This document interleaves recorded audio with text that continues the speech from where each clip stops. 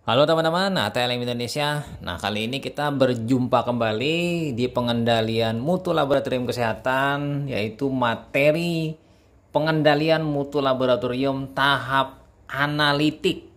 Di channel ATLM Indonesia, yang mana kita tahu tahapan analitik itu merupakan kegiatan laboratorium untuk melakukan pemeriksaan spesimen. Ini yang utama ya, pemeliharaan alat, kalibrasi, hingga uji ketepatan dan ketelitian. Nah, tahapan ini dapat diminimalkan kesalahannya dengan penggunaan alat full automatic apabila laboratorium tersebut sudah canggih. Tapi apabila masih konvensional atau masih biasa-biasa saja, ini mungkin saja berisiko karena ada kesalahan dalam teknik pemipetan ya. Kemudian di sini juga ada teknik lain, misalnya waktu inkubasi dan lainnya. Ini sehingga perlunya kita melakukan pengendalian mutu tahap analitik ini. Apa saja ya teman-teman? Lalu kita langsung saja materi awal, yaitu pengendalian analitik. Secara definisi, yaitu rangkaian kegiatan laboratorium yang meliputi pemeriksaan spesimen, pemeliharaan dan kalibrasi alat. Artinya di sini ada preventive maintenance nanti. Uji kualitas reagen, ketepatan dan ketelitian yang dimaksud agar hasil pengukuran spesimen pasien menggunakan peralatan dan regensia atau bahan didapatkan hasil pemeriksaan laboratorium yang teliti dan tepat sesuai kondisi pasien yang sebenarnya. Ini adalah pengendalian analitik. Tujuannya untuk menjamin agar proses pemeriksaan spesimen dan hasil yang diperiksa di laboratorium memenuhi kriteria teliti dan tepat sesuai standar mutu yang telah ditetapkan. Nah, lalu lanjut kita cara pengendalian analitik. Nah, yang pertama adalah melakukan pemilihan metode pemeriksaan yang sesuai dengan rekomendasi dan standar nasional atau internasional dengan pertimbangan kecepatan pemeriksaan. Ini penting sekali ya. Misalnya kita menggunakan glukosa heksokinase dibandingkan dengan geodefab, mana yang lebih cepat? Yang lebih cepat ya heksokinase. Kemudian heksokinase jauh lebih spesifik ya dibandingkan geodefab. Ini misalnya. Rekomendasi organisasi lembaga atau badan dan tujuan pemeriksaan. Ini pasti caranya yang pertama. Kemudian yang kedua, melakukan kegiatan rutin pemeliharaan dan kalibrasi alat. Preventive maintenance ini adalah upaya untuk mencegah kerusakan. Troubleshooting ya ini memecahkan masalah, menyelesaikan masalah ya. Alat bila mengalami gangguan, jadi troubleshooting. Nah, lalu yang ketiga, melakukan uji kualitas reagen atau bahan yang digunakan menggunakan metode yang dipilih dan peralatan yang telah dikalibrasi. Kemudian yang keempat, membuat prosedur kerja standar pemeriksaan laboratorium yang mudah dipahami dan lengkap. Jadi membuat SOP. 5. Melakukan kegiatan pemantapan mutu internal dan pemantapan mutu eksternal (PMI dan PME) dalam rangka mencapai ketelitian dan ketepatan. Jadi di sini dalam rangka ketepatan dan ketelitian inilah dilakukan PME dan PMI. Lanjut lagi yang nomor 6, hasil pemeriksaan terdokumentasi secara lengkap dan tepat sesuai metode yang digunakan. Dan yang ketujuh, memperhatikan kesehatan dan keselamatan kerja petugas yang bertugas melakukan pemeriksaan dengan peralatan keselamatan kerja dan fasilitas yang aman. Jadi di sini disiapkan sarana dan prasarana yang mendukung agar petugas yang bekerja di laboratorium itu terjamin kesehatan dan keselamatan kerja. Nah, dalam kegiatan analitik apa saja? Biasanya yang pertama adalah melakukan pemeriksaan spesimen. Ini yaitu melakukan pemeriksaan sesuai bidangnya. Hematologi, kimia klinik, imunologi serologi, mikrobiologi, virologi, urinalisis cairan tubuh, patologi anatomi misalnya. Yang kedua, pemeliharaan alat dan kalibrasi. Ini kegiatan yang kedua yang paling banyak dilakukan. Yaitu pertama subnya adalah pemeliharaan alat. Alat dipelihara, alat di shutdown bila sudah tidak digunakan, kemudian warming up bisa juga pada saat menghidupkan, kemudian menutup dengan penutupnya apabila akan meninggalkan ruangan kerja. Dan juga ada beberapa alat yang memang dirawat dengan menggunakan suhu ruang yang full AC. Misalnya suhunya 21 derajat Celcius atau 18 derajat Celcius. Atau ya memang beberapa alat bekerja optimal pada suhu 18 derajat Celcius. Nah, yang kedua yaitu kalibrasi alat di sini. Pentingnya alat itu dikalibrasi agar alat tersebut bekerja sesuai dengan kemampuannya dalam melakukan pengukuran yang sesungguhnya hasil kadar yang didapat. Penting ya masalah dikalibrasi. Yang ketiga, uji kualitas reagen. Terdiri dari pertama uji kualitas reagen kerja. Yang kedua, uji kualitas antigen antibodi. Jadi di sini ada bidang kimia klinik ya. Ya kan, ada juga bidang imunologi serologi, ini terkait dengan antigen antibodi. Nah, yang keempat yaitu ketepatan dan ketelitian. Jadi di sini melakukan ketepatan, uji ketepatan dan uji ketelitian. Nah, jadi pada prinsipnya di tahap analitik ini ada 4 bagian: pemeriksaan spesimen, pemeliharaan alat dan kalibrasi, uji kualitas reagen, dan ketepatan ketelitian. Nah, kita mulai dengan nomor 1 yaitu pemeriksaan spesimen. Jadi di sini ada bidang hematologi, kimia klinik, parasit, bakteriologi, serologi, virologi, kemudian ada sitologi, histologi, transfusi, toksikologi, kimia kesehatan, dan bidang lain. Nah, ketepatan dan ketelitian hasil pemeriksaan spesimen dapat dipengaruhi oleh beberapa hal. Yang pertama adalah tenaga personil yang terlatih itu akan lebih baik ketimbang yang tidak terlatih. Kemudian kualifikasi peralatan yang digunakan, apakah memang kualifikasinya itu sudah makroanalis, mikroanalis, semi mikroanalis, atau trace analis. Kemudian yang ketiga, bahan dan reagensia yang digunakan. Ini apakah memang kualitasnya tinggi, ya flow analis atau chemical fur, ini penting ya. Kemudian yang keempat, metode yang dipilih. Nah, dan terakhir nomor 5, spesimen yang diperiksa. Nah, kita pindah ke pemeliharaan dan kalibrasi. Setiap peralatan harus dilengkapi dengan petunjuk penggunaan atau instruction manual yang disediakan oleh pabrik yang memproduksi alat tersebut. Jadi kalau beli alat, minta instruction manual. Kalau tidak ada, tagih, dan memang ini harus ada. Kemudian ada juga MSDS juga harus ada ya, diminta. Petunjuk penggunaan tersebut pada umumnya memuat cara operasional dan hal-hal yang harus diperhatikan. Cara penggunaan atau cara pengoperasian masing-masing jenis peralatan laboratorium harus tertulis atau ditulis dalam prosedur tetap berupa SOP. Nah, kita pindah masih di pemeliharaan. Itu adalah pertama, untuk setiap alat harus mempunyai kartu pemeliharaan. Jadi di tiap alat itu ada kartu pemeliharaan. Supaya terlihat jejaknya bahwa ada kegiatan servis, ada kegiatan yang lain-lainnya.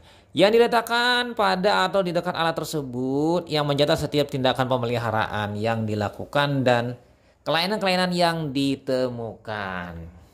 Nah, bila ditemukan kelainan, maka hal tersebut harus segera dilaporkan kepada penanggung jawab alat tersebut ya untuk dilakukan proses perbaikan. Masih di pemeliharaan pencegahan, sekarang yaitu preventive maintenance. Nah, ini adalah preventive maintenance. Preventive maintenance inilah pemeliharaan pencegahan kerusakan alat. Dengan melakukan kegiatan preventive maintenance, maka alat itu akan terjaga dan tidak mudah rusak. Ini adalah jenis tabelnya, misalnya jenis peralatan, potameter, jenis kegiatannya apa saja. Periksa kebersihan kuvet, cuci dengan air aquades, air demineral atau air suling, rendam kuvet dalam larutan ekstra 5%, bersihkan fotodirektor. Ini ada frekuensinya ya, tiap hari dan tiap akan melakukan analisa di sini setiap minggu atau hari libur tiap hari. Ini ada penting di sini ya, ini adalah preventive maintenance. Nah, preventive maintenance ini apabila dilakukan setiap hari atau setiap frekuensinya, maka alat akan prima dan dicegah dari kerusakan. Nah, kegiatan ini ya sebaiknya menggunakan belangko checklist. Sebelum melakukan kegiatan seperti tersebut baik harian, mingguan, atau bulanan atau tiap pemakaian. Jadi ada belangko checklist. Yang kedua, kegiatan di atas sebaiknya dilakukan pagi hari sebelum dilakukan kegiatan pelayanan di laboratorium dimulai. Jadi penting ya, misalnya mencatat suhu ruang, mencatat suhu oven, suhu yang lain-lainnya. Kemudian itu membersihkan atau melap mikroskop, misalnya itu adalah sesuatu hal yang penting, membersihkan silolnya, lensa objek 100 itu adalah preventif maintenance yang selama ini menurut saya sih disepelekan oleh beberapa ATLM di Indonesia. Kita lanjut ya, masuk ke kalibrasi alat. Nah, pertama adalah inkubator. Apa yang dilakukan yaitu catat suhu inkubator pada kartu setiap hari sebelum mulai bekerja. Yang kedua, penyimpangan suhu yang melebihi 2 derajat Celcius, pengaturan suhu harus perlu disetel kembali. Dan pastinya di sini ya, untuk inkubator itu ada termometer di alatnya. Kita bisa tambahkan dengan termometer yang memang termometer manual di dalam, masukkan, atau juga termometer digital. Jadi ada 3 nanti kita siapkan dalam grafik. Bagaimana, apakah Anda mengalami suhunya sama? Yang ideal itu adalah suhunya sama. Nah, lemari es, catat suhu setiap hari dengan termometer atau suhu yang terlihat pada digital display pada freezer. Termometer yang digunakan harus sesuai dengan suhu alat yang dikalibrasi. Misalnya 2-8, -20, -76. Jadi pastinya di sini kita pemantauan suhu lemari es. Nah, secara berkala periksa dengan menggunakan termometer standar. Cocokkan hasil yang dapat antara suhu yang ditunjuk dengan termometer digital display yang termometer standar. Ini penting di sini membandingkan termometer yang ada di alat dengan termometer yang kita masukkan ke alat tersebut. Nah, kemudian juga sama halnya oven. Jadi secara berkala ya dilakukan pemeriksaan suhu dengan menggunakan termometer standar.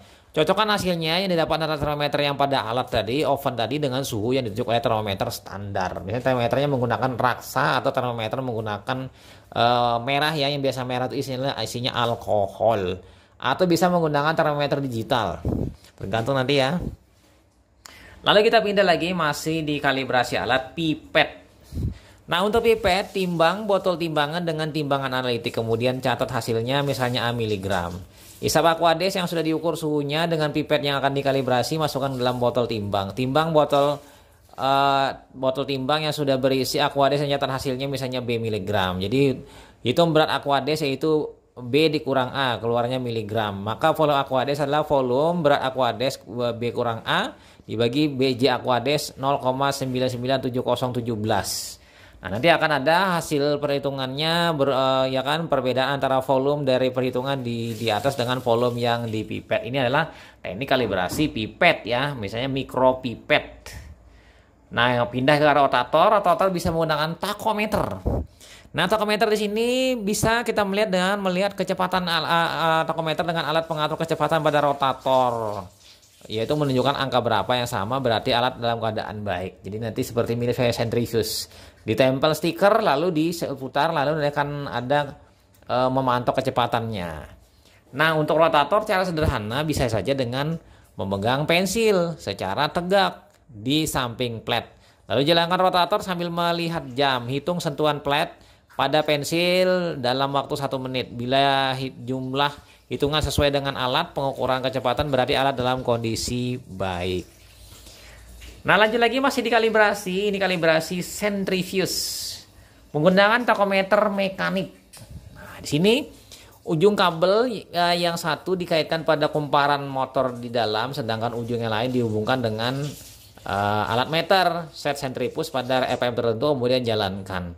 Catat RPM yang ditunjuk oleh meter pada takometer. Ulangi beberapa kali. Hitung rata-rata. Sementara dengan takometer elektrik, itu letakkan bagian magnet di sekitar koil sehingga menimbulkan aliran listrik baik di alat dijalankan. Set centrifuge pada RPM tertentu, aliran listrik yang timbul akan menggerakkan bagian meter. Catat RPM yang ditunjuk oleh meter pada takometer. Ulangi beberapa kali. Hitung rata-rata. Nah, menggunakan strobe light. Jadi alat ini digunakan bila takometer tidak dapat menjangkau motor. Pemeriksaan dilakukan beberapa kali dan hitung nilai rata-rata kecepatan putaran atau RPM masih dapat diterima bila penyimpangan nilai rata-rata tidak lebih dari 5%. Nah, lanjut lagi kita kalibrasi alat pencatat waktu, timernya. Set sentrifus pada waktu yang sering dipakai, misalnya 5 menit. Jalankan alat dan bersamaan dengan itu jalankan stopwatch. Jadi mengkalibrasi menggunakan stopwatch. Pada saat sentrifus berhenti, maka matikan stopwatch. Catat waktu yang ditunjukkan oleh stopwatch. Misalnya sentrifusnya 5 menit, stopwatchnya misalnya 6 menit. Berarti waktu 5 menit dari sentrifus tadi kurang ya. Nah, misalnya seperti itu. Jadi ulangi beberapa kali, hitung rata-rata. Alat pencatat masih bisa diterima bila penyimpangan nilai rata-ratanya tidak lebih dari 10%. Tinggal hitunglah buat 10% perbandingan dari stopwatch dengan timer di alat. Nah, kita pindah ke spektrofotometer. Nah, di sini ketepatan pengukuran absorben bagaimana. Jadi kalibrasi dilakukan setiap minggu. Kalibrasi dilakukan dengan menggunakan larutan 50 mg atau 100 mg per liter kalium bikromat K2CR2O7 0,8 N asam sulfat. Ini menurut buku Good Laboratory ya. Di sini ketepatan panjang gelombang bagaimana? Nah, kalibrasi ini dilakukan setiap 6 bulan. Kalibrasi dapat dilakukan menggunakan beberapa cara. Dengan warna sinar, dengan lampu deuterium, dengan filter dinium ya kan? Dinium atau holmium oksid, atau dengan standar filter bersertifikat. Nah, sementara untuk linearitas alat, lakukan kalibrasi setiap 6 bulan. Kalibrasi linearitas dapat dilakukan dengan mengukur absorben pada panjang gelombang tertentu terhadap konsentrasi larutan yang berbeda-beda yang telah diketahui nilainya. Bisa saja menggunakan larutan kalium bikromat untuk daerah UV kurang dari 400 nanometer dengan serial konsentrasi, atau dengan larutan kobalt amonium sulfat untuk daerah panjang gelombang lebih dari 400 nanometer, atau dengan filter standar bersertifikat yang telah diketahui persen transmitannya pada panjang gelombang tertentu. Bisa juga menggunakan teknik Strilight. Di sini Strilight adalah cahaya lain yang di luar panjang gelombang. Di sini mencari ya. Jadi sumber dapat berasal dari sinar yang bocor dari luar, sinar dari panjang gelombang lain, atau dari alat sendiri. Misalnya kerusakan monokromator dan pembiasan sinar yang jatuh pada kuvet. Nah, di sini bahaya Strilight-nya ini. Strilight dapat mengakibatkan alat kehilangan linearitas dan terjadi pergesekan puncak absorpsi. Lakukan kalibrasi setiap 6 bulan. Nah, kalibrasi dengan larutan sodium iodida NaI, ya kan, Glass Corning Vicor atau standar filter bersertifikat. Nah, ini ya kira-kira mengenai kalibrasi peralatan menurut Good Laboratory. Nah, bagaimana dengan uji kualitas reagen? Nah, ini pengujian kualitas dapat dilakukan dengan pertama, melakukan pemeriksaan bahan kontrol assayed yang telah diketahui nilainya dengan menggunakan reagen tersebut. Atau menggunakan di sini untuk bakteri menggunakan strain kuman. Jadi di sini menggunakan bahan kontrol assay yang diketahui nilainya. Nah, uji kualitas reagen harus dilakukan dengan beberapa hal, yaitu satu, setiap kali batch larutan kerja working solution dilakukan kalibrasi. Ya kan, uji kualitas reagen maksudnya. Kemudian setiap minggu ya kan sangat penting untuk larutan pewarna Ziehl-Neelsen. Jadi setiap minggu kalau Ziehl-Neelsen diuji kualitas reagennya. Yang ketiga, bila sudah mendekati masa kadaluarsa. Keempat, bila ditemukan atau terlihat tanda-tanda kerusakan, timbul keruh-keruhan, perubahan warna, timbul endapan. Bila ini mengalami kerusakan, maka dilakukan uji kualitas reagen. Dan yang terakhir, kelima, bila terjadi atau terdapat kecurigaan terhadap hasil pemeriksaan, maka kita lihat ke reagennya, lalu reagennya diuji kualitas. Nah, setelah reagen kita pindah ke uji kualitas antigen antisera. Nah, yang pertama di sini ya teman-teman, penggunaannya harus mengikuti petunjuk pabrik. Kedua, setiap akan digunakan antigen atau antibodi dalam botol harus dikocok dahulu. Misalnya reagen Widal ya, dibolak-balik dulu. Dan sesuaikan suhunya dengan suhu kamar. Jangan sampai dalam kondisi yang dari kulkas, dalam kondisi sangat dingin langsung dipakai. Jadi harus disesuaikan dulu. Yang ketiga, simpan pada suhu yang dianjurkan. Biasanya di suhu kulkas 2-8 derajat Celcius. Keempat, ada beberapa reagen serologi yang tidak boleh dibekukan, hanya disimpan di suhu kulkas. 5. Hindari pembekuan dan pencairan yang berulang-ulang karena akan merusak antigen antibodi di dalam spesimen atau dalam reagen. Yang keenam, periksa masa kadaluarsanya. Jangan memakai antigen antisera yang bila masa kadaluarsanya terlampaui. Ini jangan sampai nanti ya. Jadi makanya pada saat menerima reagen teman-teman jadi harus memperhatikan masa kadaluarsanya. Lihat dulu ya sebelum itu, bila tidak sesuai maka harus dikembalikan ke perusahaan yang menyuplai. Nomor 7, untuk menguji aglutinasi antisera, gunakan kultur kuman segar dan murni yang diketahui reaktivitasnya. Ini terkait dengan uji aglutinasi atau antisera pada bakteriologi. 8. Pemeriksaan selalu dilakukan dengan mengikutsertakan beberapa serum kontrol yang sudah diketahui reaktivitasnya. Nah, lanjut lagi ya teman-teman di lanjutannya, yaitu pertama untuk uji kualitas antigen antisera, jika memungkinkan nyatakan kekuatan serum kontrol dalam IU per mililiter. Biasanya pada ASTO ya, pada RAF atau mungkin beberapa reagen yang biasa digunakan di pemeriksaan, misalnya CRP juga. Yang kedua, pasangan serum masa akut dan konvalesen dari penderita yang sama harus diperiksa dengan nomor batch yang sama. Ini untuk uji kualitasnya. Yang ketiga, untuk diagnosis serologi sifilis hanya digunakan prosedur baku nasional atau internasional. Keempat, setiap batch pemeriksaan serologi harus diikuti, yaitu A. Harus ada ya serum kontrol negatif. Ini untuk kontrol spesifisitas. Memberi hasil negatif pada orang sehat ya. Serum reaktif yang lemah, inilah kontrol sensitivitas. Ini memberi hasil positif pada orang sakit. Yang C, serum reaktif yang kuat, ini adalah kontrol titrasi atau titer antibodi atau jumlah antigen atau antibodi misalnya yang akan diukur. Nah, yang kelima, titer seluruh serum kontrol harus selalu dicatat. Ini harus ada buku ya, buku pencatatannya. Nah, kita pindah uji kualitas antigen antisera. Kita lihat di sini ada kualitas antigen meliputi uji biokimia, uji fisik kimia, uji aglutinasi, ya kan?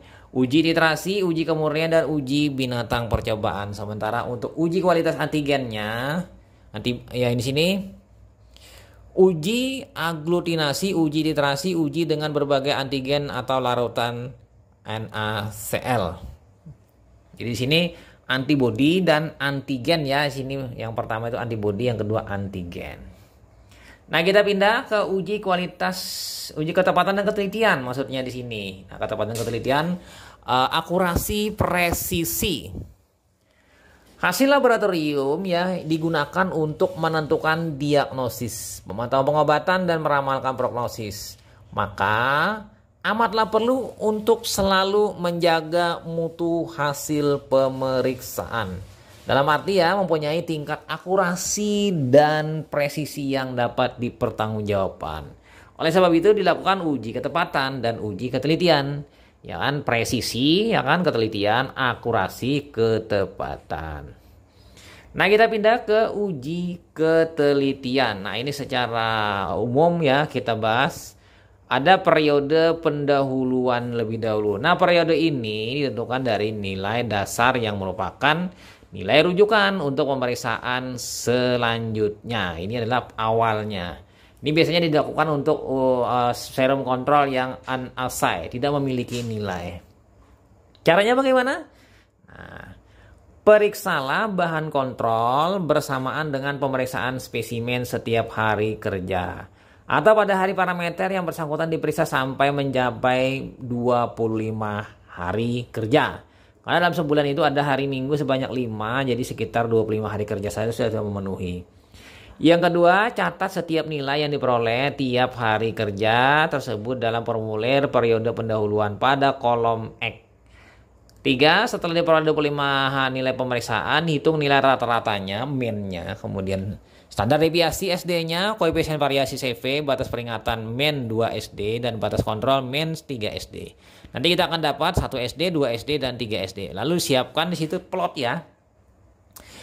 Teliti kembali apakah ada nilai yang melebihi batas min 3 SD. Bila ada, maka nilai tersebut dihilangkan, dihapus. Dikeluarkan ya, diganti dengan pengukuran yang baru. Hitung kembali nilai min SD, SV, min 2 SD, dan min 3 SD. Nah, selanjutnya nomor 5, nilai min dan S yang diperoleh itu dipakai sebagai nilai rujukan periode kontrol. Nah, di sini kita bisa menggunakan nilai rata-rata tadi dengan SD ya kan, CP-nya untuk masuk ke periode kontrol. Nah, kita lihat sini untuk periode kontrol ya, untuk uji ketelitian. Maksudnya adalah merupakan periode untuk menentukan ketelitian pemeriksaan pada hari tersebut. Prosedur pada periode kontrol ini tergantung dari bidang pemeriksaannya. Nah, yang pertama kita lihat di sini. Caranya adalah periksa bahan kontrol setiap hari kerja atau pada hari parameter yang bersangkutan diperiksa. Biasanya paling banyak adalah glukosa ya kan, AST, ALT, urea kreatinin ya, ini paling banyak misalnya. Lalu catatlah nilai yang diperoleh pada formulir periode kontrol. Berapa nilainya? Nah, selanjutnya nomor 3. Hitung penyimpangannya terhadap nilai rujukan dalam satuan S. Standar deviasi indeks dengan rumus sebagai berikut. Nah, ini dalam satuan SD. Kalau tadi bukan dalam satuan SD, ini langsung dimasukkan ke plot satuan SD. Jadi nanti nilainya berkisar antara mulai 0 sampai dengan mungkin 3 ya. Nah, kita bisa melihat rumusnya di sini. Satuan SD sama dengan XI dikurang min dibagi SD. Nah, yang nomor 4, satuan S yang diperoleh ya kan, yang sudah dapat tadi diplotkan pada kertas grafik kontrol. Sumbu X dan grafik kontrol menunjukkan hari atau tanggal pemeriksaan, sedangkan sumbu Y menunjukkan satuan S. Nah, dari sini kita menganalisa nanti menggunakan teknik Westgard Multi-Row System karena kita sudah membuat yang namanya grafik leveraging. Nah, leveraging ini sudah jadi, tinggal kita masukkan saja. Nah, lanjut masih ke uji ketelitian, yaitu evaluasi hasil. Evaluasi hasil itu bisa mengikuti aturan Westgard Multi-Row System karena kita telah membuat leveragingnya. Yang pertama 1-2S, yaitu secara umum seperti ini ya.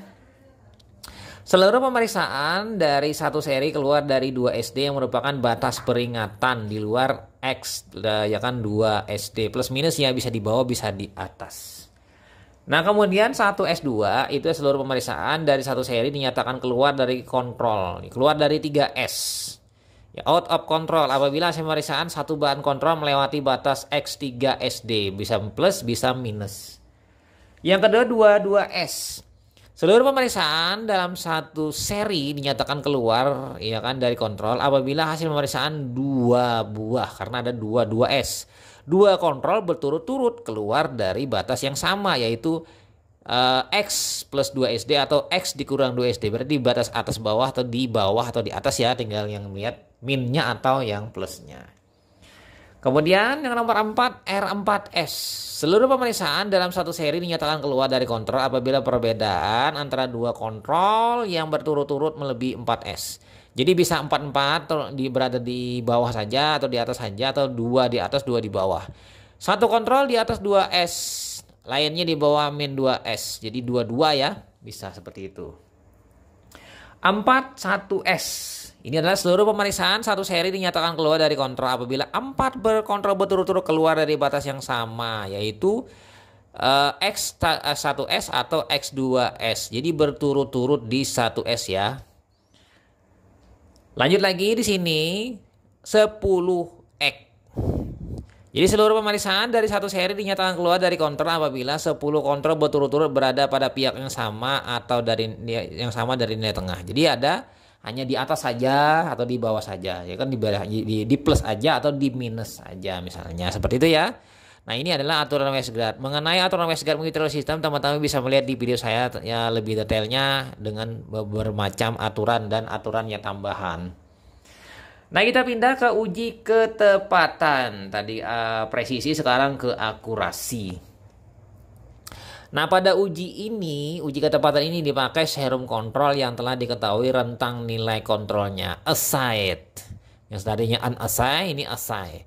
Hasil pemeriksaan uji ketepatan ini dilihat apakah terletak di dalam atau di luar rentang nilai kontrol menurut metode pemeriksaan yang sama. Nah, kemudian bila terletak di dalam rentang nilai kontrol, maka dianggap hasil pemeriksaan bahan kontrol masih tepat. Sehingga dapat dianggap hasil pemeriksaan terhadap spesimen juga tepat. Jadi sini yang dicari adalah tepat bila masuk dalam rentang. Bila terletak di luar rentang nilai kontrol, dianggap hasil pemeriksaan bahan kontrol tidak tepat karena keluar ya dari rentang rujukan. Sehingga hasil pemeriksaan terhadap spesimen juga dianggap tidak tepat. Karena apa? Sama dengan kondisi yang sama, ya kan? Nah, kira-kira itu ya untuk ketepatan. Nah, sekarang kita pindah di akhir dari materi kita untuk mempertahankan mutu analitik. Itu ada beberapa hal. Yang pertama, apa saja? 1. Bekerja sesuai dengan standar operasional prosedur atau SOP yang telah dibuat. Yang kedua, secara rutin melakukan kegiatan pemantauan mutu internal dan mengikuti program pemantauan mutu eksternal yang diselenggarakan oleh suatu badan independen. Biasanya dilakukan saat ini oleh Laboratorium Kesehatan, Balai Besar Laboratorium Kesehatan, BBLK. Yang kedua, secara rutin melaksanakan kalibrasi dan pemeliharaan peralatan agar bekerja dengan baik. Keempat, penggunaan media, reagensia, bahan esensial, dan bahan klinik yang sesuai dengan standar yang ditetapkan dan ada jaminan mutu. Jadi ini kan yang 4 ini sesuai dengan 4 kegiatan di analitik. Ya kan? Terkait dengan pekerjaan, kemudian terkait dengan ketepatan ketelitian, terkait dengan kalibrasi pemeliharaan alat, terkait dengan masalah reagen, media, ya kan, bahan esensial yang standar. Dan yang terakhir inilah bersama-sama membentuk tim pengendali mutu. Jadi nanti ada ketua tim mutu laboratorium yang melihat dan mengendalikan mutu di laboratorium. Oke, kira-kira itu saja teman-teman. Semoga bermanfaat bagi teman-teman mengenai pengendalian mutu di tahapan analitik. Ya kan? Oke, jangan lupa subscribe. Semoga teman-teman mendapatkan manfaat dan barokah dari video kali ini. Sampai jumpa di video selanjutnya. Saya Ahmad Le pamit. Bye.